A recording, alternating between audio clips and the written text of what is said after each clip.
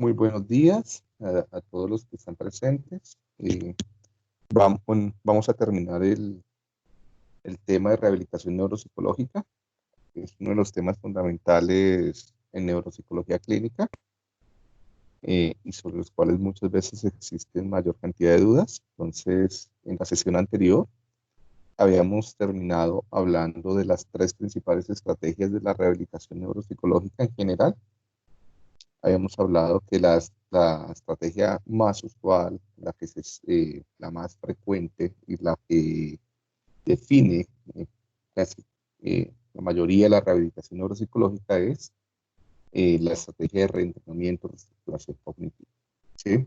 Habíamos hablado que esa estrategia es lo que comúnmente en gran parte de la literatura en castellano, latinoamericana, se conoce como estimulación cognitiva. ¿Sí? Entonces, por lo general, cuando hablan de estimulación cognitiva, se están enfocando un poco más a reentrenar una función deficitaria. ¿Sí? O sea, y esto básicamente se hace a través de repetición escalonada. Entonces, la idea es fragmentar las habilidades que se quieren rehabilitar en pequeñas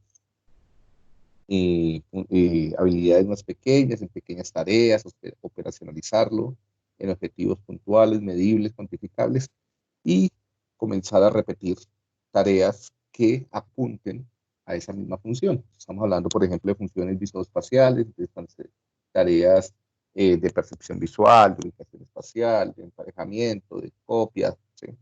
Estamos hablando de tareas lingüísticas, entonces tareas de nominación, tareas de entonces nominación podemos comenzar por categorías semánticas, ¿sí? O por claves fonológicas. Cada tipo de función cognitiva tiene como sus tipos de tareas que a través de la repetición pueden permitir un reentrenamiento. Hablamos que cuando el reentrenamiento es limitado porque la alteración es mucho más global, no es tan específica, o porque la alteración es mucho más grave, ya tenemos que recurrir a otro tipo de eh, estrategias, por ejemplo, que son las estrategias de compensación y sustitución. Yo les comentaba que a pesar de que en alguna literatura las separan, la mayoría de la literatura las toman como una sola. Estrategias de compensación y reentrenamiento. ¿Sí? Las de compensación básicamente es tratar de apoyarse en otras funciones del mismo sujeto que estén eh, funcionando mejor para tratar de jalonar o de reorganizar mejor el funcionamiento global de la persona para que adquiera nuevas funcionalidades. Entonces, por ejemplo, si tiene problemas de memoria, entonces pueden aprovechar, digamos, de memoria episódica, pueden aprovechar la memoria implícita o la memoria procedimental, ¿sí? Eso sería intrasistémico, o en otro tipo de funciones, como por ejemplo el automonitoreo, como por ejemplo el lenguaje, ¿sí? Eh, para tratar de generar apoyos para la adaptación en situaciones que exijan memoria. Y ya, por último, la sustitución sería como el uso de prótesis, muchos los llaman prótesis también, cognitivas, ¿sí?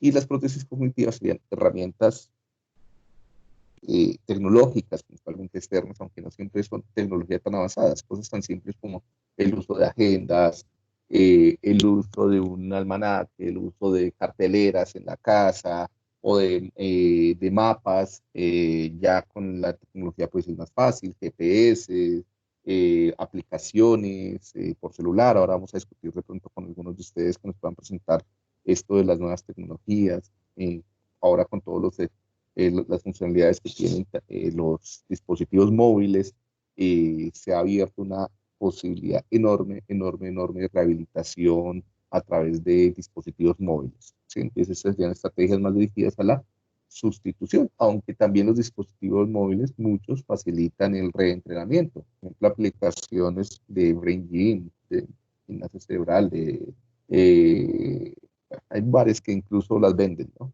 También hay que tener mucho cuidado con muchas de esas estrategias. Son vendidas como exitosas y en realidad no tienen evidencias de su uso, de su eficacia, ¿no? Algo importante de cualquier tipo de estrategia que se use es que lo ideal es que sean estrategias validadas, ¿sí? Y cuando uno va a la literatura se da cuenta que son muy pocas las estrategias que son válidas, ¿sí?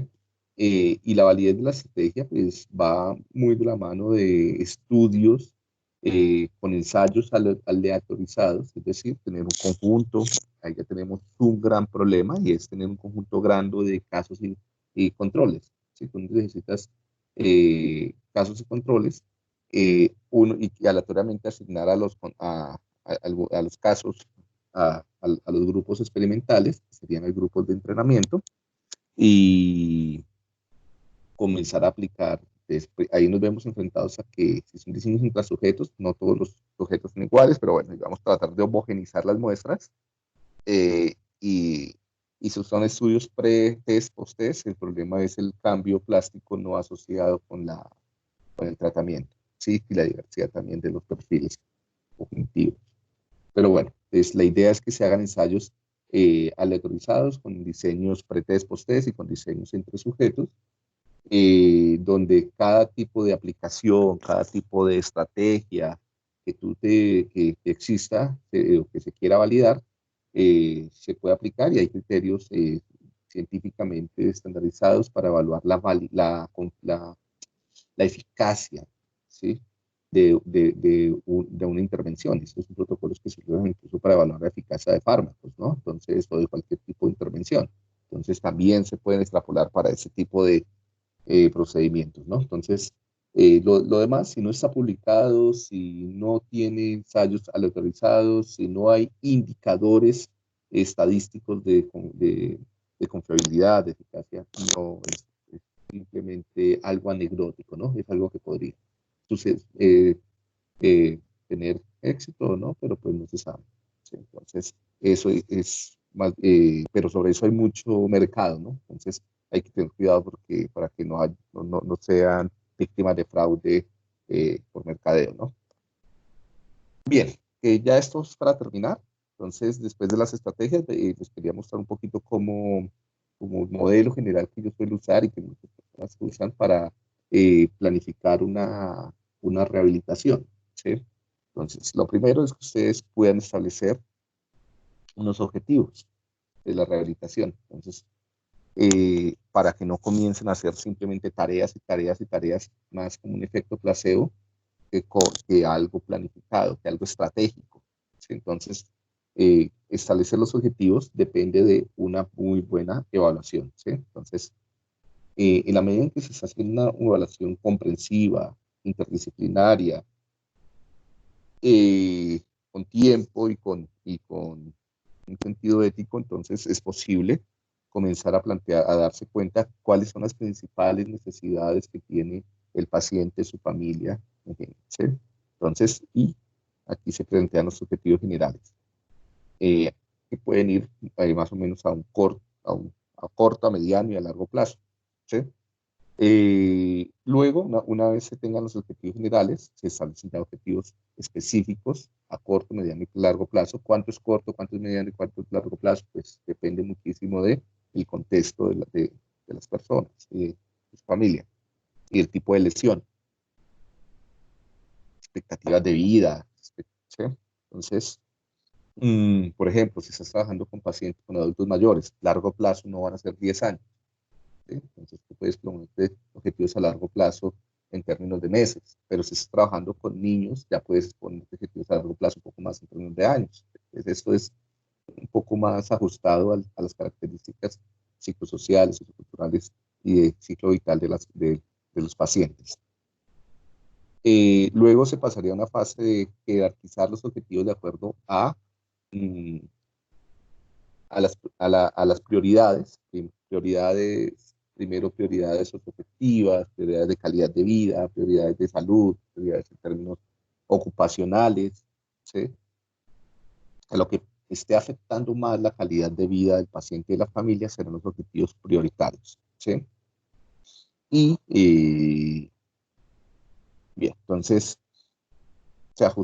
se ejerzan también de acuerdo a las necesidades del paciente, esto se tienen en cuenta, ¿no? Las necesidades, las expectativas, la integración de funciones y la calidad de vida. Eh, una vez se jerarquizan los objetivos, pasas a hacer una fase de operacionalizarlos. Es decir, si tú quieres, por ejemplo, eh, necesito reentrenar las funciones comunicativas. Esto es algo muy general todavía, ¿sí? Entonces, pasamos al segundo paso. ¿Qué tipo de habilidades comunicativas? Habilidades comunicativas, verbales, en las cuales necesito que la persona comience a producir tales tipos de fonemas o comience a unir tales tipos de palabras, bueno, o puedes apoyar en un fono o algo así. Entonces, una vez tengas estos objetivos a corto plazo, los vuelves ya tareas alcanzables.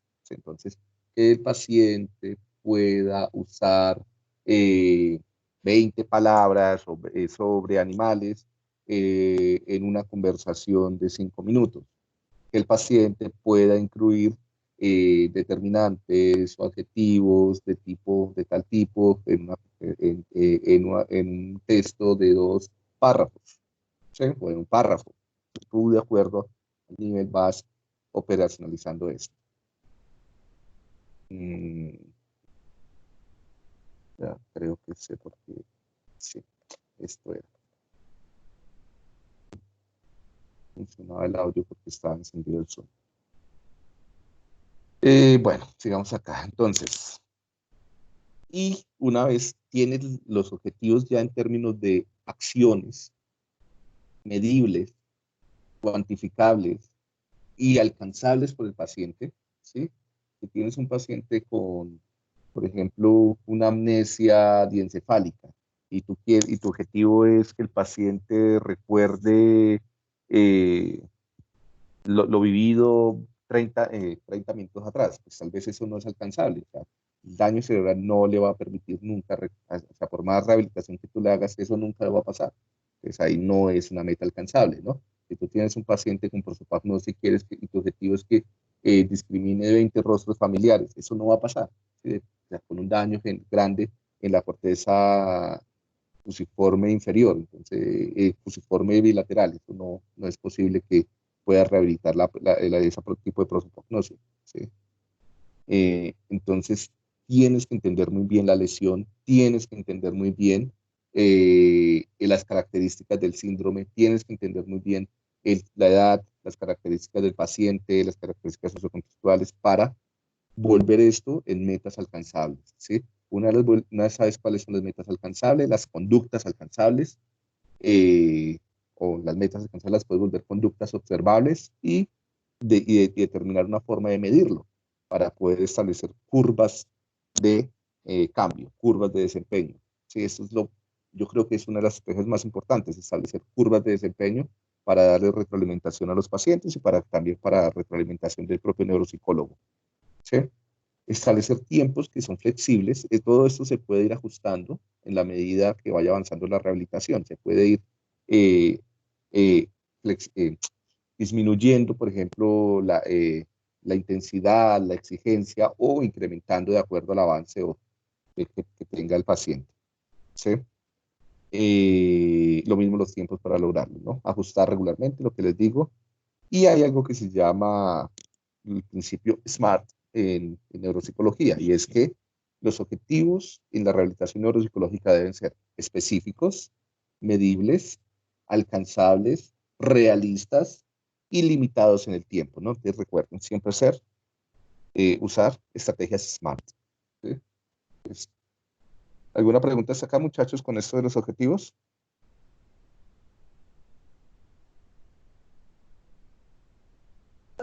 No, Diego, por ahora todo bien. Vale, entonces acá hay algunos ejemplos, ¿no? Entonces, objetivos a largo y medio plazo, revisar la agenda al final de la comida, por ejemplo. ¿Sí? Entonces, son a largo plazo. ¿Y cómo vas a llegar al objetivo a largo plazo? A través de estos pequeños pasos a corto plazo. Entonces, lo primero que tienes que revisar es que el paciente siempre lleve la agenda. ¿Sí? Lo segundo, que aprenda a usar la agenda. ¿Sí? Lo tercero, que recuerde consultar la agenda, tener un condicionamiento, tener un reloj o algo así, una alarma, y que el paciente consulte la agenda cuando no suena. Eso ya sería como el último. Es esto. implica entonces una cosa tan simple como es revisar una agenda después de una actividad como comer, implica todas estas y rehabilitar cada una de estas cosas puede llevar al menos una semana de entrenamiento. Es solamente para llegar a que él automatice la acción de revisar la agenda pueden ser 5 semanas. Pero cuando llegue a hacer eso, puede aumentar su funcionalidad enormemente porque puede realizar otras tareas sociales que no podría hacer sin la agenda o sin el celular. ¿Sí? Esto ya sería una estrategia claramente de compensación.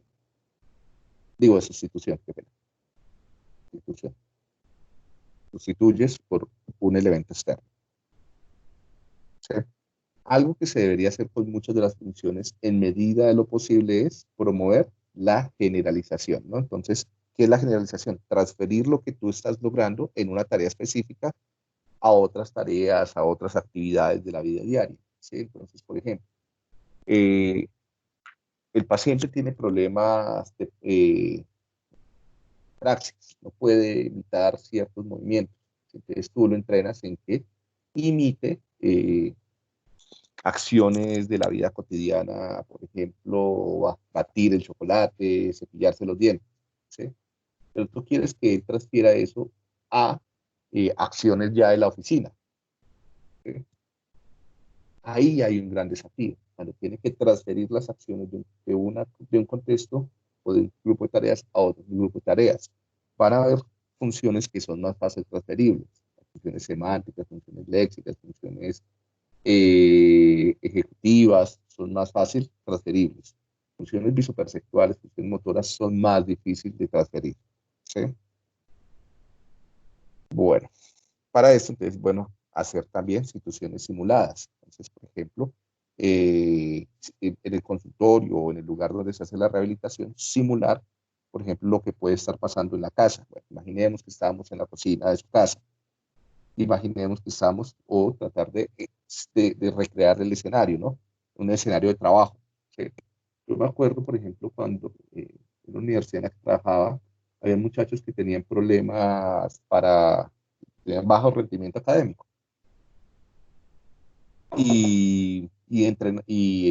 porque tenían problemas cognitivos, tenían cierto nivel de discapacidad.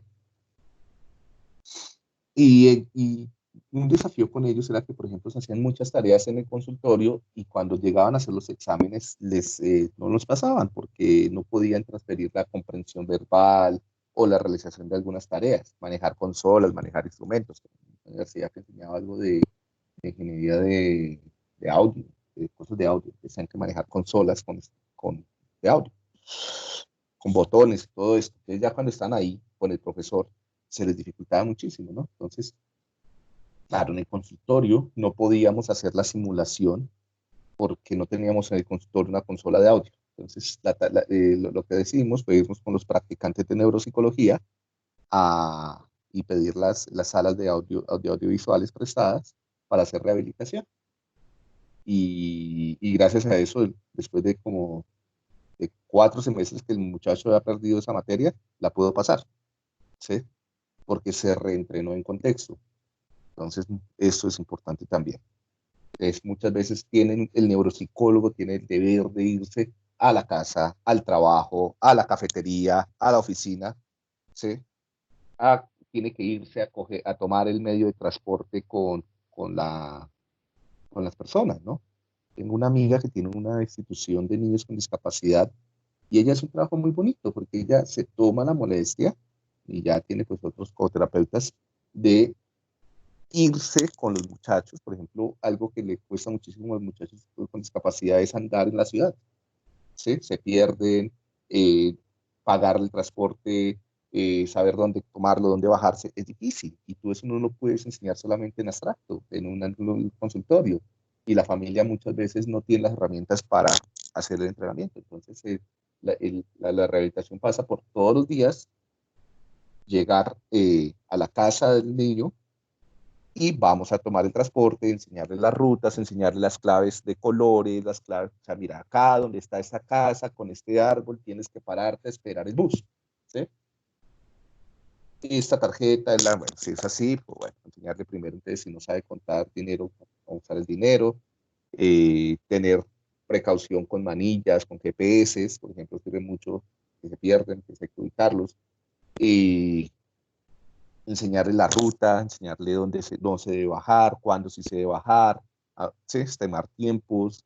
Eso es una tarea de casi que de meses, pero cuando el muchacho aprende a desplazarse, por ejemplo, de la casa, un muchacho con discapacidad cognitiva leve o moderada, algunos incluso, logran desplazarse de la casa al centro de rehabilitación o al lugar de trabajo, así sea para empacar alimentos en un mercado, gana un nivel de funcionalidad enorme para él, para su familia, y la forma como cambia la vida de estas personas es grandísima, ¿no? Entonces vean que no sucede la rehabilitación en el consultorio y no sucede solamente en la casa, y muchas veces el neuropsicólogo o los terapeutas tienen que salir a hacer las actividades con los muchachos. Y esto implica que el neuropsicólogo se cambie la idea de qué es lo que él hace, dónde lo hace y cómo lo hace.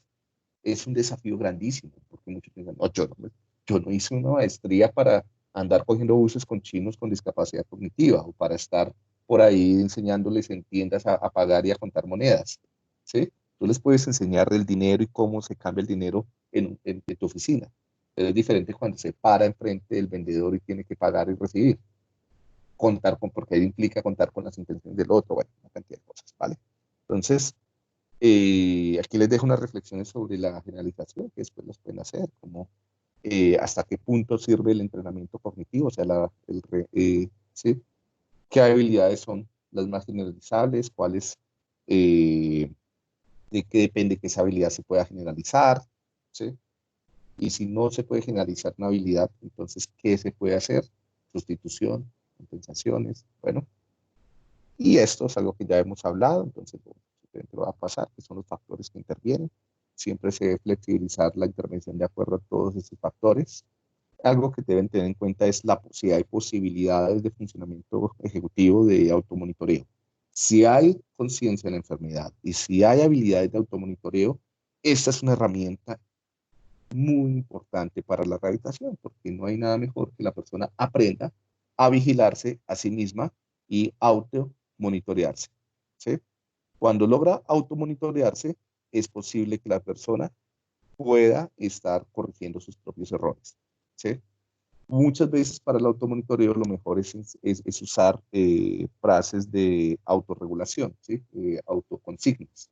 Entonces, así como los niños pequeños, cuando se les enseña a hacer algo, se aprende una frasecita, no debo salirme de la línea, no debo salirme de la línea, no debo salirme de la línea, así también se hace con los adultos, con niños, con todo. Pero solamente se enseña una frase de automonitoreo por sesión. Entonces, si tú quieres que la persona use, por ejemplo, 5 frases que le ayuden a controlar su conducta en un contexto determinado, debes por lo menos garantizar que sea automatizado una por una en 1 o 2 sesiones o más, las que sean necesarias, ¿sí?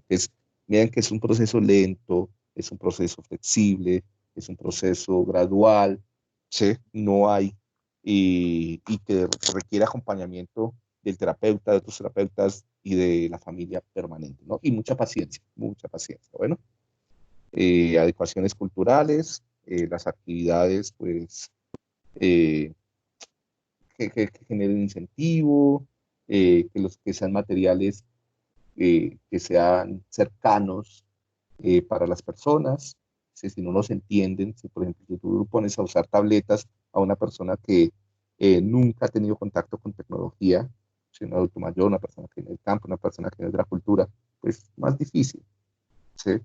Graduar el nivel, incrementar la complejidad, jerarquizar, todo esto de acuerdo a los objetivos que hemos hablado, ¿no?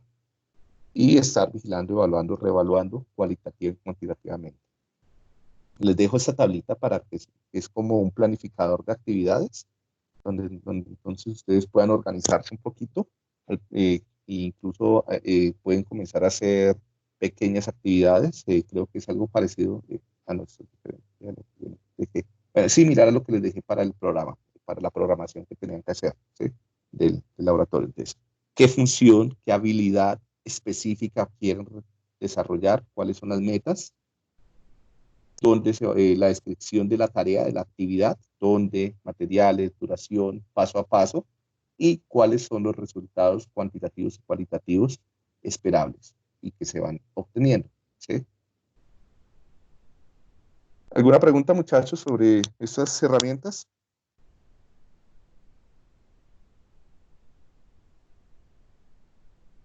Vale, ya No, Diego, creo que no. bien. Por último, se hace una retroalimentación. Tener en cuenta el componente interdisciplinar, que es algo de lo más desafiante muchas veces en ciertos contextos. Y entonces, cuanto a interdisciplinar, eh, deben desarrollar lenguaje, deben desarrollar la visión que tienen, por ejemplo, los pediatras, los educadores. Por ejemplo, ayer hablaba yo con una coordinadora de un colegio importante de acá de Bogotá. Estamos tratando de desarrollar unos proyectos y me comentaba que, sí, que lo más difícil que ya ve con la mayoría de los niños que están en intervención en neuropsicológica o psicológica es que no hay un diálogo que entiendan los profesores no entienden, no saben qué es lo que quieren hacer esos profesionales, porque no hay contacto, no hay directo, y cuando lo hay como desde una asimetría de saberes, no es una posición horizontal, y los terapeutas, los neuropsicólogos, los psicólogos no entienden cómo funcionan las instituciones educativas. Entonces, como no entienden cómo funcionan los componentes administrativos de los colegios, los componentes pedagógicos de los colegios, la vida del niño dentro del colegio, todos son suposiciones, imaginarios, estereotipos. Entonces esto se vuelve un choque y en el cual el resultado es que el papá termina por desistir de la terapia. O sea, hay muy baja adherencia al tratamiento. Porque dice, no, yo le creo más al profesor que lo ha visto todos los días que al terapeuta que lo ve una vez cada semana, cada 2 semanas y no entiende al niño. Y el niño no quiere volver, el niño se siente mal en terapia. ¿Sí? Es más fácil que lo saquen de la terapia que del colegio. Entonces ahí hay un choque grandísimo. Entonces tengan en cuenta siempre eso. Y si, bueno, eso con niños, con adultos, qué es lo que pasa a nivel organizacional. ¿Sí? Por eso es que tú no puedes ser terapeuta de todo. No tengo ni idea de cuestiones organizacionales. Debes hacer terapia, por ejemplo, con una persona para devolverlo a un contexto ocupacional. Yo imagino que implica por conocer algo de los procesos que hay dentro de una organización. O sea, saber algo de psicología del trabajo, conocer algo del componente administrativo, conocer algo de las ocupaciones en las cuales está la persona. ¿Vale? Ahí está un poco cómo tú debes generar diálogos interdisciplinarios para ciertos campos. Eh, el uso, por ejemplo, de instrumentos. Yo creo que algo que no existe actualmente se puede hacer para ir doy ideas de trabajo a futuro, para que se vuelvan eh, millonarios. Entonces es, por ejemplo, aplicaciones interdisciplinarias. Sería muy interesante, por ejemplo, que en la misma aplicación pudieran ingresar los diferentes terapeutas, los diferentes médicos, los diferentes los jefes, la familia, los profesores, dependiendo de cada contexto, una aplicación, una plataforma organizada, ¿sí? A cada uno, y donde hubiera información que se compartiera, ¿sí? Donde se pudieran interactuar de forma telemétrica y sincrónica o asincrónica todas las personas que están involucradas. Ahora la tecnología lo permite, es simplemente con unos programadores tratar de hacerlo, ¿no? Programador de software. Bueno, y vamos, intervenciones grupales. Yo creo que ya aquí vamos a dar paso al foro porque ya esos son los temas que vienen en el foro, ¿no? Entonces también el uso de psicoeducación, de grupales, hacer seguimiento permanentemente. Ahí les dejo algunos tips para el seguimiento, ¿sí? La idea es por lo menos una o dos veces al mes estar haciendo seguimiento, ¿sí? Estar revisando y midiendo, cuantificando o cualificando el cumplimiento o no de los objetivos, estar permanentemente reestructurando la intervención de acuerdo a las diferentes condiciones del paciente, tratar de hacer por lo menos, así sea una vez cada 6 meses, si es posible, estudios de casos interdisciplinares donde se reúnan 5 o 6 físicamente, telemétricamente, eh, eh, eh, personas involucradas con el caso, el médico, el fonoaudiólogo, el terapeuta ocupacional, y en una horita revisen el caso. Eso es muy importante. Al menos, yo lo pongo acá como una o dos veces, pero eso es muy ideal, al menos una vez cada 6 meses. ¿Sí? Eh, contar con seguimientos cuantitativos como gráficas, tablas, etcétera, y cualitativos, ¿no? contar con medidas psicológicas sobre el funcionamiento de la persona, con aspectos también cualitativos, entrevistas con los pacientes, con las familias, con los empleadores, con los profesores. Eso también da mucha información, ¿sí? Bien, yo creo que dejamos acá para no comenzar ya a hablar un poco sobre los temas que ustedes iban a mencionar. Les dejo acá algunos aspectos por si después quieren revisarlos, si tienen preguntas me las pueden hacer por correo, ¿sí? Algunas cosas de estrés, eh, algunos, eso, como les decía, programas. Los programas están más relacionados con el tipo de síndrome. Entonces, no hay programas universales en neuropsicología, sino dependientes del síndrome y de las condiciones del paciente. Sí, esto es un poco con estrategias generales.